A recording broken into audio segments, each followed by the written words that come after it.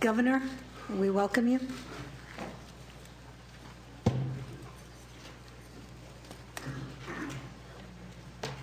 I'd like to welcome you to discuss your proposal. I want to thank you.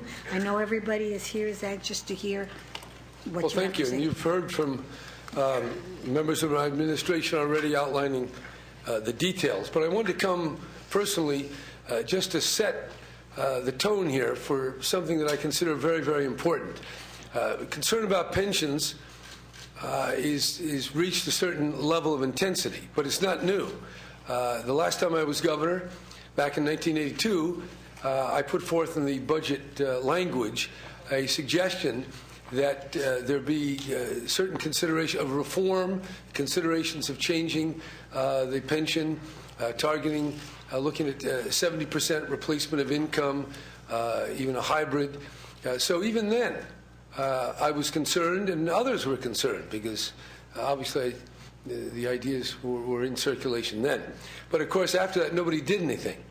And in fact, we did quite the opposite. In 1999, the legislature passed SB 400. And I want to just note that there was not one dissenting vote in the Senate before SB 400. And I remember I was mayor of Oakland at the time, and when I heard about this benefit that you could get a retirement at 50, and you get 3% a year if you were a safety employee, I said, well, wow, how do you pay for that? And I was told it's free. It doesn't cost anything. PERS assures us that the system can fully incorporate it. And I was incredulous at the time, and I'm still incredulous. It costs money. Now, I did notice that PERS was very helpful in a number of their critical remarks that they made. Most of it's about how we design the pension reform. But I have a plan for 12 separate proposals. We will have legal language, and we think this is not, kind of like an opening bargaining. In my opinion, this is the minimum. This is what makes sense, consistent with the law, and even consistent with what I think the legislature can get to. It's not easy, because there is some reduction. Allocating less is not as much fun as allocating more. But if you look at our country, if you look at Europe, if you look at Greece and Italy and Spain and Portugal and Ireland and England itself, which is through a period of austerity, we've been living on a gravy train based on mortgage bubbles, speculation, funny money, the central banks creating a lot of purchasing power, and then it came crashing down, and now we got to dig ourselves out. Well, we don't want to get any deeper in the hole, and we're going to have a budget proposal that's going to be difficult. A lot of items in the budget I present in January you're not going to like. So this is more castor oil, I'm afraid, in pension reform. But we're still a rich state. California has a GDP. Our annual wealth production is close to $2 trillion. So we can afford to make adjustments while maintaining our basic benefit structure. I like the idea of retirement security, defined benefit. We're all in it together with a collective payment and a collective retirement benefit. But we do make suggestions to make the system more solvent, more sustainable. As a matter of fact, when I read the PERS analysis, and they say if you close the system of defined benefits and don't let any more people in, then the system would become shaky. Well, that tells you got a Ponzi scheme, because if you have to keep bringing in new members, then the current system itself is not in a sustainable position. So I don't accept that, and we don't need to close it off anyway. But we do want to make sure that this system is sustainable over the long term. And the key variable here is the vested rights. And I don't like these kind of irrevocable commitments. I waited a long time before getting married, to 67. And you still have divorce. There's no divorce with a defined benefit pension plan. From day one, you have an indissoluble commitment from the taxpayers to take care of yourself until you're dead. That's quite a commitment. And because it's quite a commitment, we have to hedge it and frame it and contain it in a way that doesn't then squeeze out all the other programs, particularly at the local level, where police and fire, here at the state level, we're cutting Medi-Cal, we're cutting schools, and we've cut back on the university. And how much do we pay, for retirement, and how much do we pay for current living? And there is an intergenerational issue here. And I can say, speaking for the old geezers, that we should be given our due, but not overdue. And we have to live within balance. Everything's proportionality. And so we've got to balance what we need to the present, to the kids, to the schools, the environment, to infrastructure, and what do we need in terms of making sure older people who worked in public service have a solid retirement. And I think my plan to raise the age for new employees, to provide a hybrid, part defined contribution, part benefit, to make the contributions 50-50, I think this is eminently reasonable. And when you think about it, if we're talking about a new employee, he's starting in 2012, and we're talking 30 years later, I mean, that's a long time. I mean, my horizon, it's getting shorter and shorter here, so I want to make sure everything in the short term makes a lot of sense. And I didn't come up here just to engage in rhetoric. I want to make something really happen. And we Democrats, along with the Republicans, have to serve the public interest here. And we have a lot of things coming up in November. We've got to win the confidence of the people to achieve some of the other things we want to achieve. And without pension reform, I don't think we'll have the credibility to ask the people to do other things that are very much needed and that you'll want. So very simply, I think this is not that easy because it's cut back. But that's just the name of the game.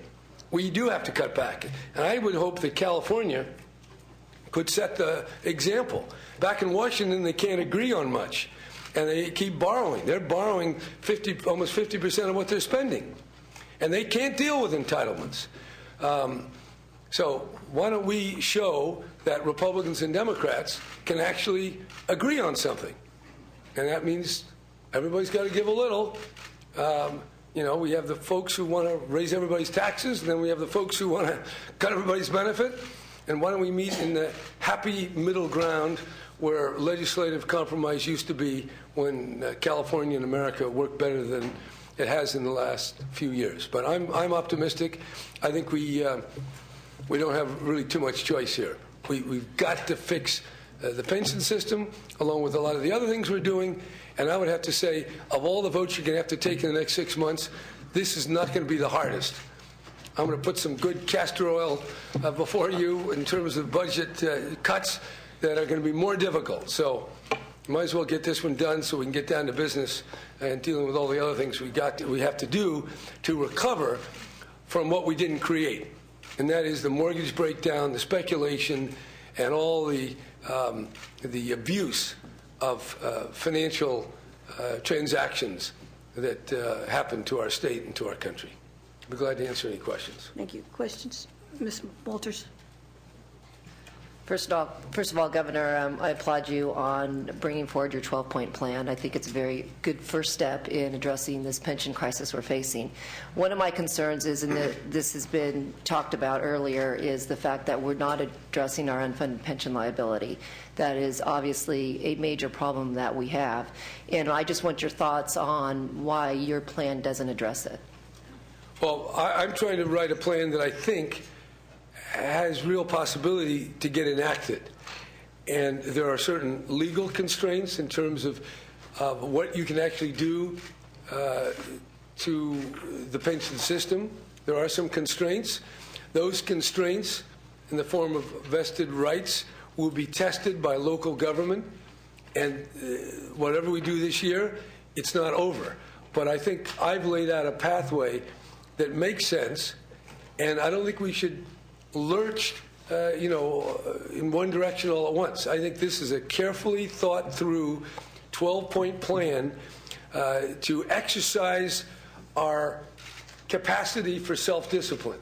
So once we kind of get the feel for making some of the constituents a little less comfortable, then maybe we can do more in the future. But I would just say this is a good first step, at least for my Democratic colleagues. I think it's even more than they think they're going to do.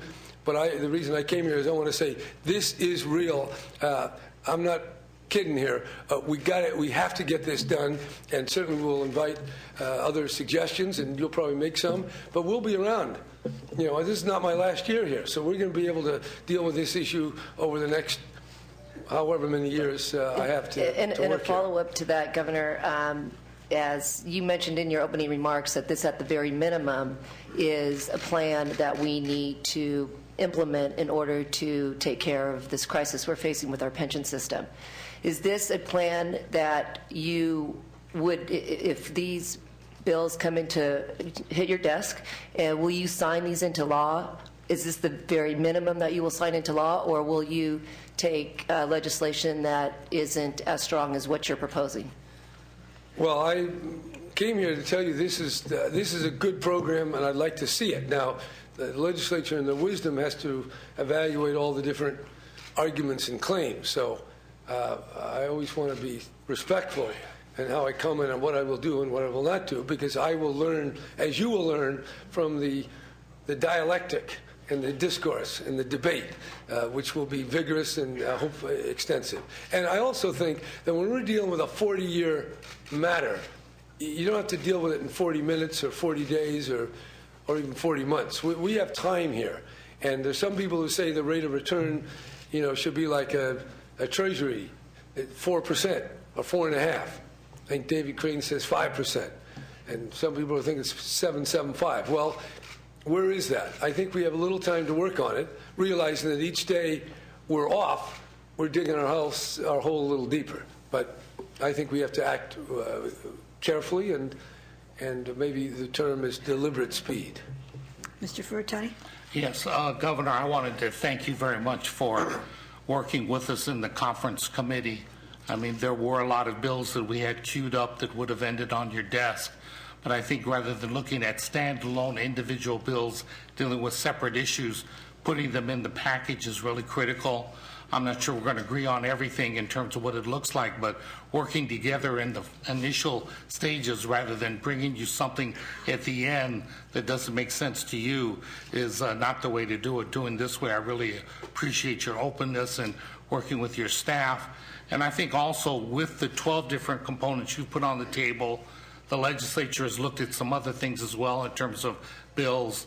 But this is very complex. There is not one single answer. There's no one home run or Hail Mary pass that's going to win the game. It's going to be a lot of pieces of this.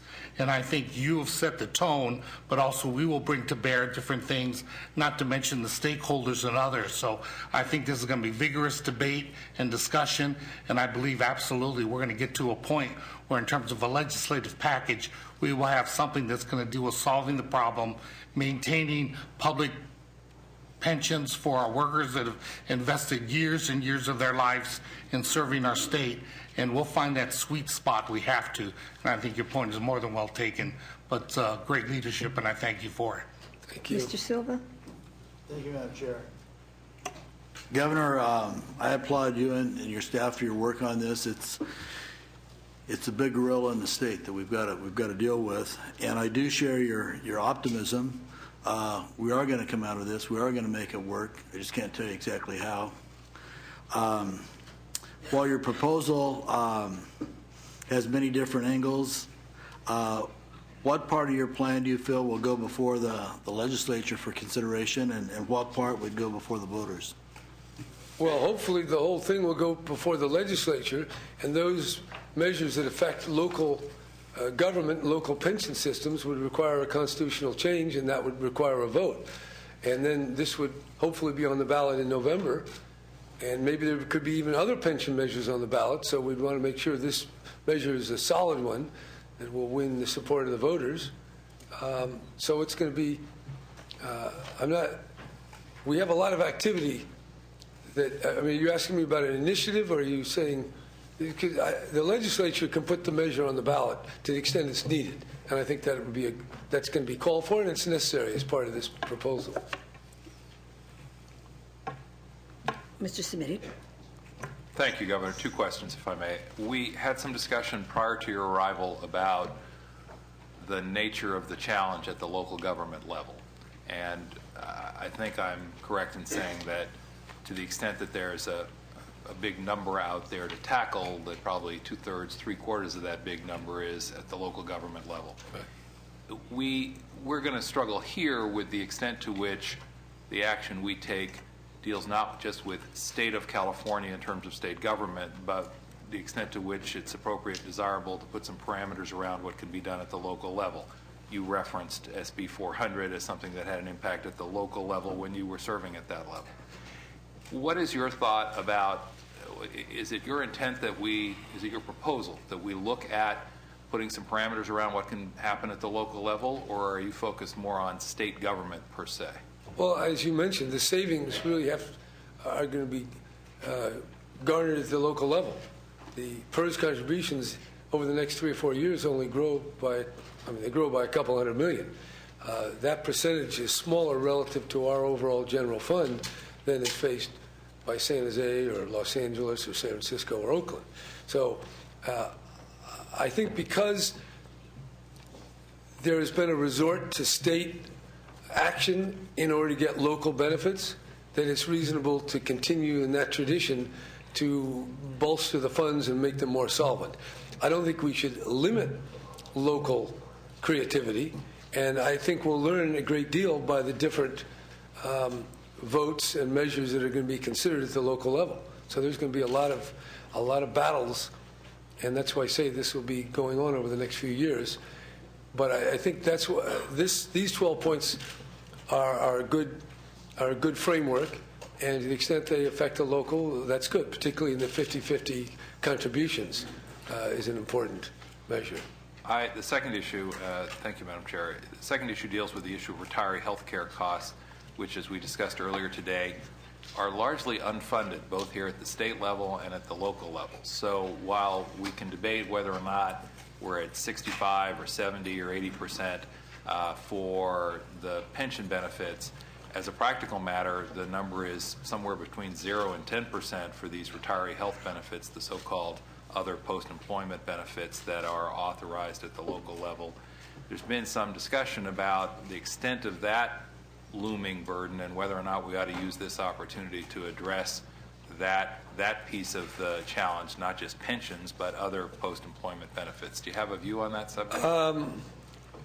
Well, I have some views. This is a complex subject. We're going to be proposing some ideas to rein in the costs of Medi-Cal that will require federal legislation and collaboration.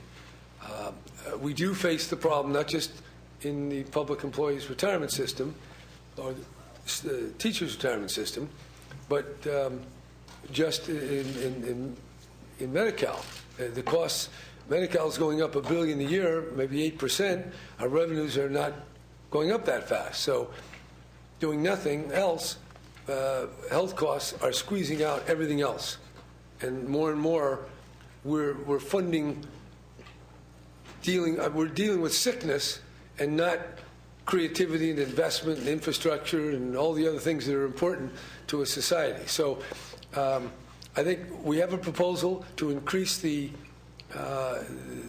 health benefit age before you get full benefits to 25 years. That's a measure. To require people to work longer before they retire, that also helps. But tapping down benefits is a very difficult undertaking. And I'm open to any, I think you should think about that. Well, I want to encourage you and your administration to think about the issue, the benefits and what's an appropriate benefit. I should have come hands-free. My apologies, Governor. You're going to get a ticket. The issue I want to encourage you and your office to think about is the fact that whatever the level of benefits is, even if we could come to some consensus about what's appropriate, the money simply hasn't been provided to assure that those benefits can be paid for at a later date which means that the benefits that have been promised are at risk. The ability to amply compensate employees in the future is at risk, and the ability to fund a level of programs and services commensurate with the public need is at risk if you're working on a pay-as-you-go, we'll figure out where the money comes from once the debt comes due basis. So you've come at it from one important side, in my view, which is the benefits side, and trying to figure out how to provide some limit on that side. The other unanswered question, it seems to me, is how do we know that we're going to be able to pay for it, particularly given the current circumstances? It seems to me there's a lot of pressure right now to provide benefits or assurances of benefits in the days to come without any assurance that the resources will be there to pay for those benefits. Well, you know, the legislature does add benefits sometimes as a mandatory component of private insurance, and that is adding to the cost. In fact, we just did that in the last legislative session. So that's just something we deal with. There is a big problem. Paying for our health care, making any irrevocable, indissoluble promise is pretty serious business. We don't do that too often. That's why we have things like bankruptcy and ways of reneging. And we're committed as a state and as a federal government, and we are going to have to probably find some ways laying the money aside. But if you look at all the other things we have to do, from infrastructure to the basic operation of government, this is just, it's very difficult. I mean, the idea that we can keep, you know, building football stadiums and buying all the stuff we buy and yet take care of all these other things, it doesn't add up. The arithmetic doesn't add up. But I'm not going to be the one to explain that all at once. Well, I'll follow up with your office on this issue. Thank you. Yeah, I think it's going to be difficult to get at that. It's another mouth to feed, as it were, in the general fund, and we have a lot of them already. Governor, if we were a TV program, you would be on during sweep weeks, and our ratings have gone up. Have they? Well, good. So I want to thank you for coming. But I think many of us here on this committee believe that pensions were put in effect to make sure that retirees retired with a secure retirement, that they were secure when they retired. And you know, what has come to the fore has not been a making of state government. It has been local government that made the news. It wasn't some secretary that was getting a $100,000 pension. It was somebody else.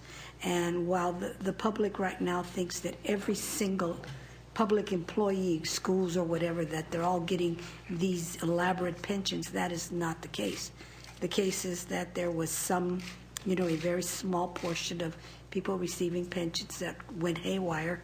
And I think we in this committee are trying to find solutions, and we certainly thank you for helping us try to come to a conclusive solution.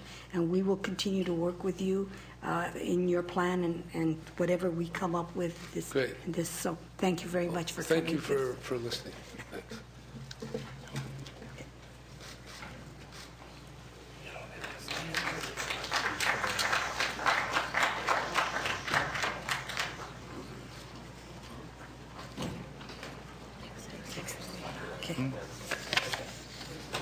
Okay. Next we have